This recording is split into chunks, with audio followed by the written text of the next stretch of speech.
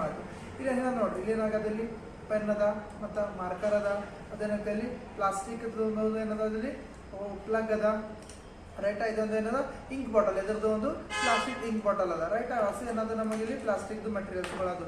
So ಇದೇನಾಗ ನೋಡ್ರಿ books ಅದ, ರೈಟಾ. ಈ ಬುಕ್ಸ್ ಮತ್ತು ನೋಟ್ ಬುಕ್ಸ್ ಎಲ್ಲ ಇದ್ರದವ ಅದರ್ ಕೈಂಡ್ ಆಫ್ ಮಟೀರಿಯಲ್ಸ್ ಅಂತ ನಾವು 3 ಟೈಪ್ಸ್ ಆಫ್ ಮಟೀರಿಯಲ್ಸ್ಗಳನ್ನ ಡಿವೈಡ್ ಮಾಡಿದ್ವಿ. ಒಂದು ಮೆಟಲ್ಸ್ ಅಂತ ಮಾಡಿದೆ, ಒಂದು ಗ್ಲಾಸ್ ಅಂತ ಮಾಡಿದೆ, ಇನ್ನೊಂದೇನು ಅದರ್ ಟೈಪ್ ಆಫ್ ಮಟೀರಿಯಲ್ಸ್.